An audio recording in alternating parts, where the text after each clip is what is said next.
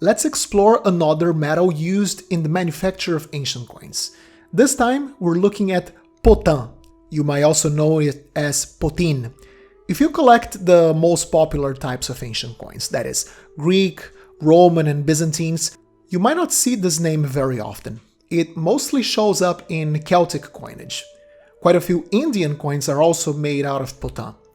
Some Roman provincial coins are also called Potin. However, I'll make a point later in this video that claiming these coins are made out of Potin is actually incorrect.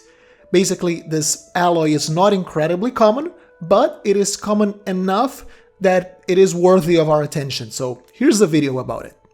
And by the way, before we even begin, if you do have a coin made out of Potin, leave a comment down below. I always enjoy hearing what you people enjoy collecting. There are some fascinating collectors of highly specific things amongst you, and this gives me an idea of what you want to watch next, so please remember to leave a comment. Alright, let's check out our Potins. Now, the word Potin, Potin, what does it mean? Well, from one of the ways we pronounce it, Potin, we can guess it comes from French, from pot, or in English, pot. Yeah, pot, the metal bowl you cook food in. The idea behind the word is that these coins are made out of the same metal that pots used to be made out of. And since pots were something so in demand, after all, everyone had to cook and eat, down to the poorest peasant, it meant it was often made out of the cheapest metal available, which in many cases was a mishmash of scraps. If you couldn't afford a cast iron pot, like a proper pot, your local blacksmith would be all too happy to offer you a cheaper alternative. A perfectly serviceable pot made out of the cheapest scraps of metal he could get his hands on. And generally, the cheapest metals available were old pieces of recycled copper, bronze, tin, lead, sometimes even iron. Something interesting about Potin is it's relatively high in tin, which gives it a surprisingly white appearance. Not quite shiny like silver, but it certainly had a much brighter color compared to copper or some lead-heavy alloys. Most Potin coins you see today have a darker appearance, and that's just a result of the patina that developed on its surface over the years. Remember, we're talking about non-precious metals, so these are the most accessible to chemical reactions with the environment. Some metal analysis of these coins also indicate tiny percentages of silver in the alloys, but from my personal research and from logic, we can infer that it was always at such a low percentage, like less than 1%, that it's most likely that the silver came as an impurity of lead. In fact, it's actually the other way around. Lead is often a byproduct of silver mining, so any silver found on Potin coins is more of a contaminant rather than something intentional. And this week's episode is kindly sponsored by L5, the new online marketplace for ancient coins. L5 is a platform that focuses on trust, transparency, and low fees. It is an environment where you can safely buy coins to add to your collection, knowing every item listed has been vetted by specialists, with a lifetime guarantee of authenticity, and the new system of online bidding that ensures fair, transparent bidding. No sniping, no shield bids, just a fair trading environment for buyers and sellers. L5's proposal is to eliminate all uncertainties beginners and experienced collectors alike might have when buying a coin, while offering a low-cost service with no listing fees and a buyer's premium of just 5%.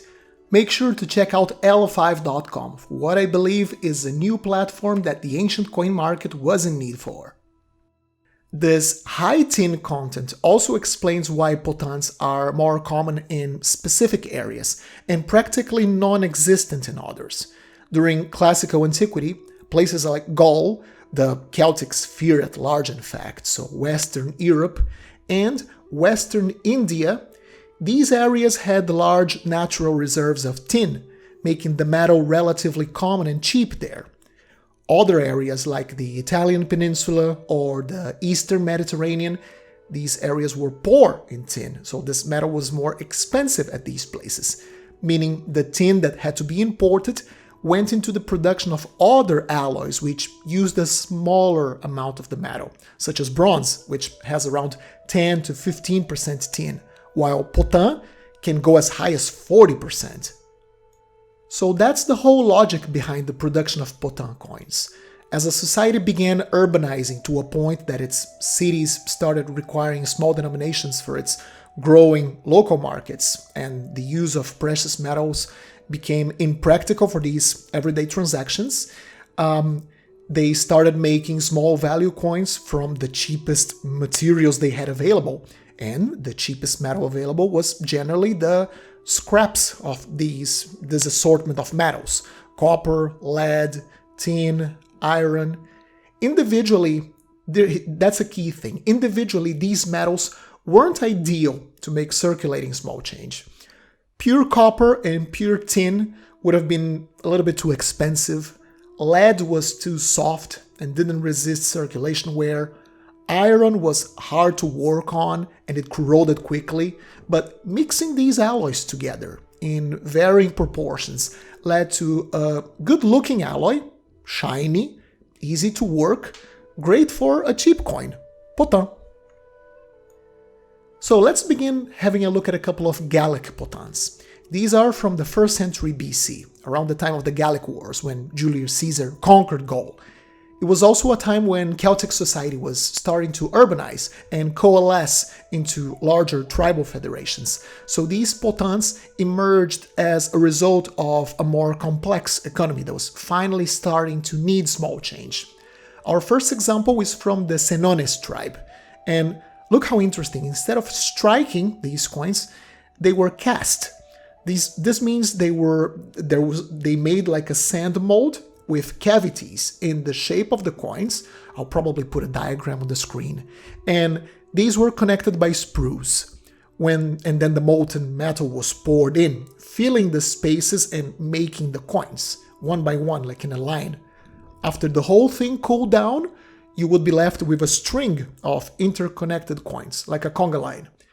All you had to do then was to break the sprues, and you would get individual coins ready to use. Now, here's a curious thing. Gallic coins made out of precious metals were struck, not cast. So it's weird, right? I mean, look at this one. Here's a silver unit. It's not from the same tribe, but it serves to illustrate the point.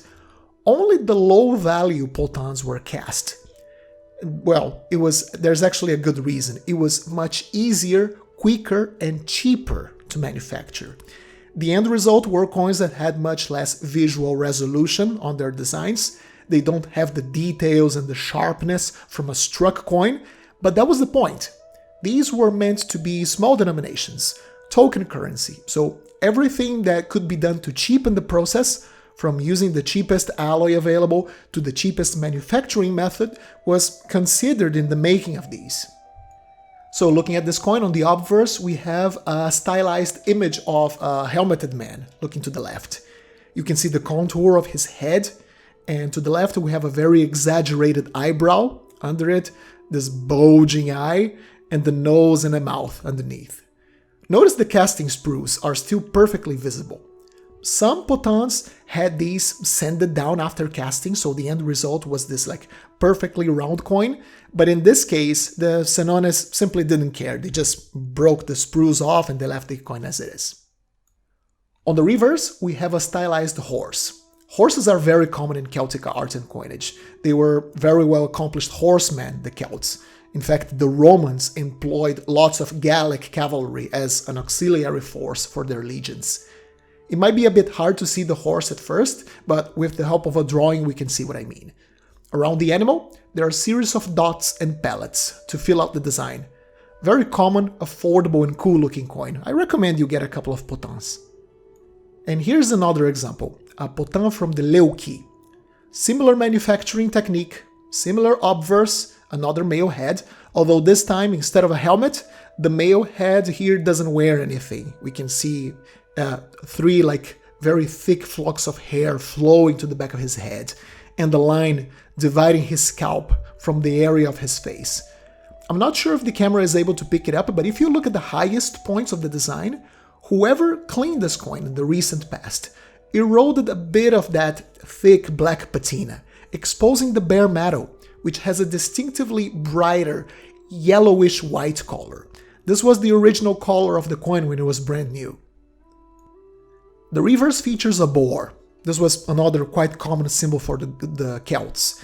It was an animal that symbolized strength, aggression, energy, so the Celts associated it with the masculine forces of nature.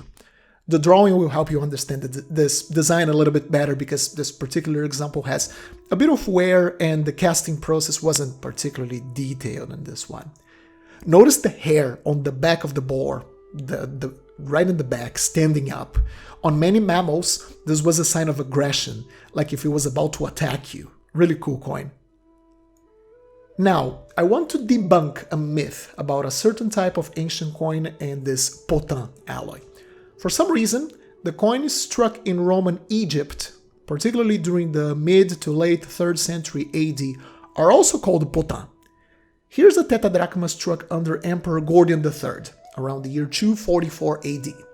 This coin is made out of bilen, an alloy made out of mostly copper and a little bit of silver. We can see it has silver in it for its gray color. However, it's a rather dull gray. It clearly shows this is very low-grade silver.